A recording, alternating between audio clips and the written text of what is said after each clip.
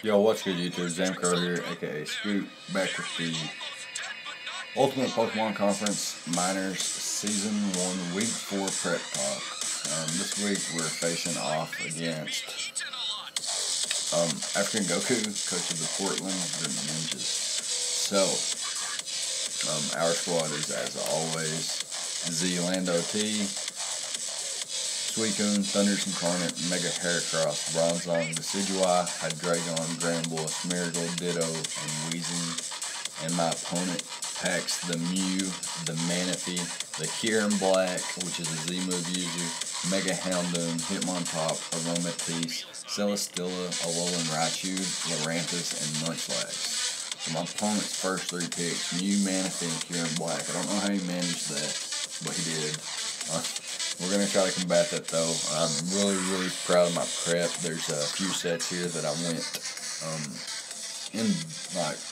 insane calcs with, and I was so proud that I started sending a particular set to all my friends, and just like, look at all these calcs, man, look at all these calcs. So I'm really excited for this match.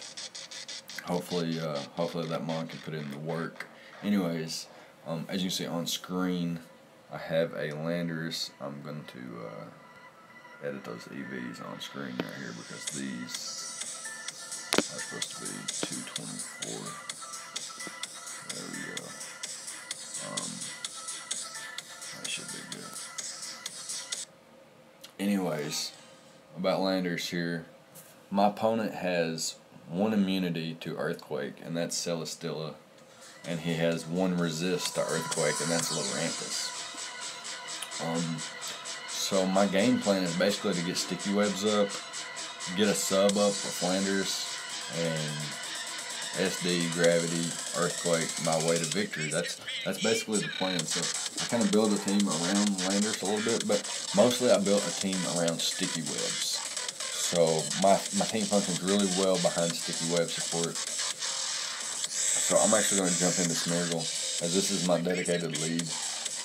No matter what he leads with, I can lead with Smeargle, and I can click Spore. And if he attacks me, that's fine, because then I put something to sleep, unless it's like safety goggles or something like that. Also, if he sets up a sub and then tries to set up a Tail Glow with Manaphy, or sets up a sub with Kieran Black and tries to Roost or something, then I can always Encore it after it subs. No matter what, after it subs, I'm going to Encore anything. Because if it's like Manaphy and it goes for Tail Glow, it's Encored. If it's Kieran Black and it goes for Ice Beam and takes me down to my Sash or something, it's Encored into that, and I can switch out to my Suicune. Basically, if I Encore something into an attack, I have an immediate answer to specific attacks anyway. Basically, they're choice locked in after being Encored in. Sticky Web and Stealth Rock are so good in this match. More so Sticky Webs. Now, I don't mind Stealth Rocks not being able to go up. That's fine with me, as long as I get my Sticky Webs up. Sticky Webs are more important than Rocks in this match, because all my calcs tell me that I don't really need Rocks anyway for things like Mega Heracross to kill. Anyways, yeah, basically that's it. I can move on to Landers now and talk more about this set. My speed investment allows me to outspeed a max speed Houndoom after after Webs. And then also allows me to outspeed Celesteela. So to outspeed Mega Houndoom, I need to be at 242 speed. Celesteela sits at 243, and I got all of my mods, Landers, Suicune, Mega Heracross, and Hydreigon sitting at 244 speed to outspeed Celesteela and base 115s after Sticky Web lower their speed. So Landers has enough, HP investment to live, potentially to live an Ice Beam from Manaphy or Mew if they don't have any special attack investment. And, well, like I said, his entire team is grounded minus Celesteela, and his only resist is Lurantis, which, with my attack investment at +2, it's a 2-hit KO. Everything else drops at +2 as well, and Celesteela drops after Gravity, takes its flying, its flying typing away. It's super effective. So that's something like to keep in the back of the mind. This is a set that I really want to work. I actually saw one of my friends use it. I actually used this like back in Oris draft leagues when Skarmory was used more often. Kind of outclassed by Celesteela to an extent now. Man, Celesteela got rocks. Anyways, Celesteela is a huge threat, but I always have Suicune to switch into it.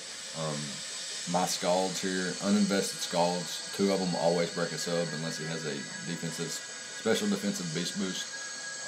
It's basically my Kyurem. It's a soft check to Kyurem, and what that means is I can switch it into Kyurem once on the Ice Beam.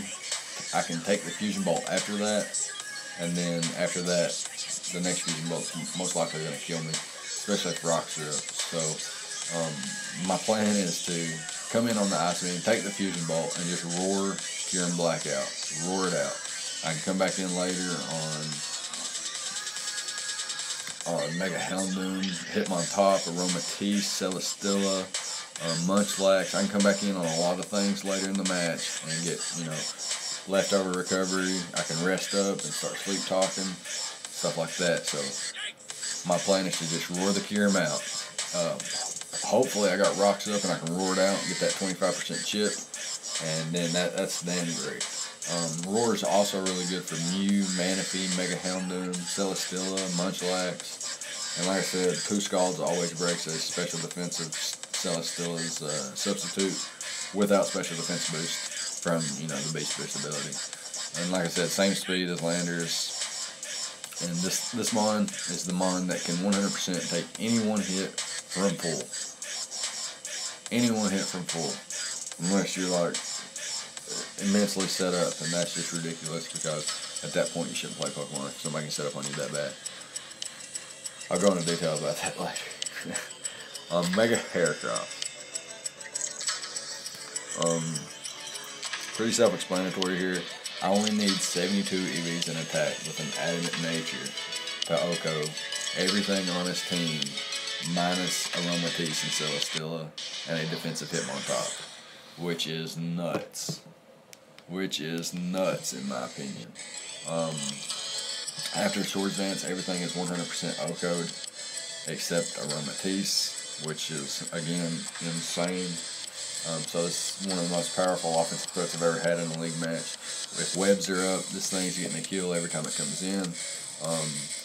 It OHKOs Manaphy with Bullet Seed, Mew with Pin Missile, Kyurem Black with Close Combat, Mega Houndoom with Close Combat, Lurantis and Alolan Raichu with Pin Missile, Munchlax with Close Combat, 2-hit KOs, standard mixed defense, Celesteela after rocks, and like I said, OHKOs everything no matter what after Swords Dance.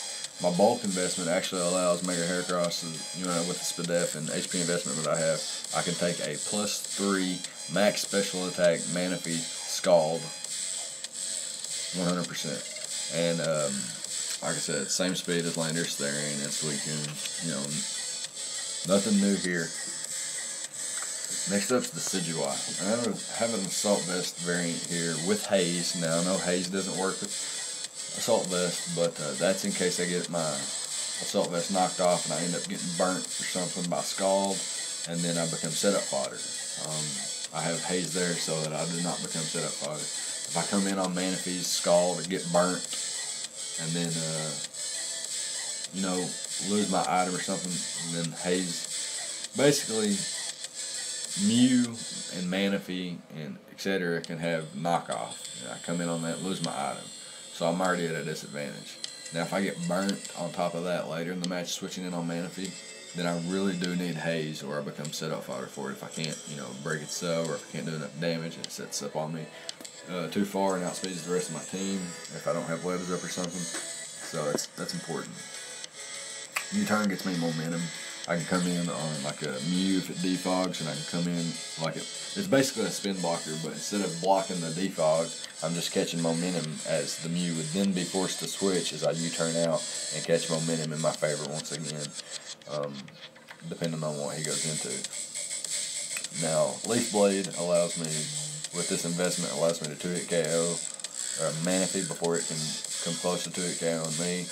Spirit Shackle allows me to do a lot of damage to things like Mew, and does more damage to Kieran Black than Leaf Blade does.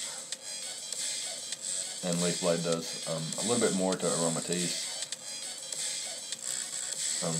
Spirit Shackle hits the Lurantis as well as U-Turn hitting the Lurantis, which is nice. And so yeah, that's basically it.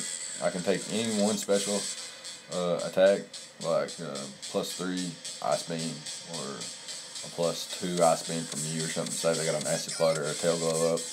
I can take an Ice Beam from Kieran Black, even if it's Life Orb. Aromatisse and Alolan Raichu aren't doing much to me. So yeah, it's a pretty good mon here, and I can live like a special attacking Supersonic Sky Strike from Celesteela if I'm at full. So that's important too. Like I said, Haze is there for the inevitable setup that always comes with mons like Mew and Manaphy. And potentially Celesteela. Getting rid of Beast Boost would be nice if I lost my item and can use Haze. Like I said, I do have to lose my item to use Haze, so that's important. Next up is going to be Hydreigon. Now, if you take a look at my EVs, you might suspect this is the mon that I was talking about when I said I put a lot of effort into this. I only need 48 EVs in speed to set it at 244 number so that I can outspeed Celesteela and everything else as long as Sticky Webs are up. So, as you can see, I have the Life Orb, Taunt, Dark Pulse, Dragon Pulse, and Roost. Dual Stab hits everything except the Aromatisse. Taunt is there for, utility for things like Aromatisse that wants to set up a Wish Passing, Celesteela that wants to throw up a Leech Seed, Munchlax that wants to do anything cheeky, a Mew that might want to set up, Manaphy that wants to go for Tail Glow or something like that. I can taunt them, and with all the Life Orb recoil I might be taking in this match, Roost is nice to roost up all that HP that I would be losing. Let me think. I guess really the main part is knowing that with 140 special attack EVs on top of a modest nature, that Hydreigon's still getting a lot of 2-hit KOs with the Life Orb after Stealth Rocks, and just maybe a little bit of chip on some certain things that are a little bit bulkier than others. But the main thing Hydreigon is doing here is taking hits, roosting it up, putting out, damage output, and, longevity here. It's going to take all kinds of hits, and it's going to roost it off, and it's going to dish out a lot of damage at the same time. And it's going to be dishing more damage to other mons than mons are doing to it. That's the most important thing. Now, my calculations say that 44 defense EVs, 48 HP EVs, and 228 special defense EVs with Hydreigon's natural bulk and base stats my calculations tell me that Manaphy cannot 2-hit KO me with a +3 Scald. If it's, like Mono Scald, it can't 2-hit KO me with +3. If it's max special attack and timid, it cannot knock me out. A max special attack timid Manaphy cannot 2-hit KO me with an Ice Beam at neutral. So if it has no boost, it can't 2-hit KO me with Ice Beam. If it has no special attack investment and is at +3 with a Tail Glow, it still can't OHKO me with Ice Beam. It can't OHKO me with Dazzling Gleam without a boost.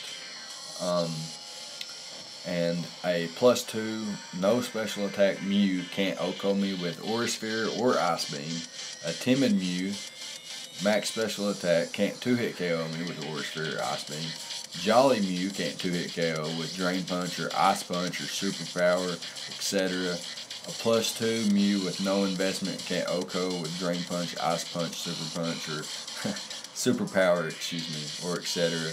A no investment Kieran Black can't OHKO me with Ice Beam or Dragon Pulse. Mega Houndoom does 0% with like Flamethrower and Dark Pulse and Fire Blast. Even after a nasty plot, a +2 HP fighting. Hidden Power Fighting doesn't OHKO after Stealth Rocks. Hitmontop can't OHKO with Close Combat unless it's like Adamant Max Attack or something like that.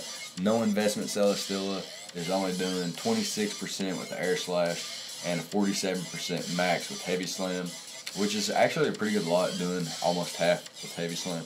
But like I said, I have Landers, Therian, and Suicune that can switch in and lower the attack and then resist the steel type attack. Timid choice specs Alolan Raichu cannot OHKO my Hydreigon with Focus Blast, and Lurantis and Munchlax are of like no significant threat to Hydreigon, as I can resist Lurantis' hits and taunt Munchlax from being in a position to do any damage whatsoever to me, and eventually beat them both down with Dark Pulse or Dragon Pulse. I did a lot of calcs for this Hydreigon, and I'm really happy with the team, and I hope Hydreigon puts in the work, and I hope Landers puts in the work in this match. Like I said, it'll be week 4, and we'll be taking on the Portland Greninjas, coached by African Goku. So look out for that, and the battle will go up either the same day, a few hours later, or the day after the prep talk goes up. So yeah, wish me luck, and I'll see you guys next time. Thank you for watching.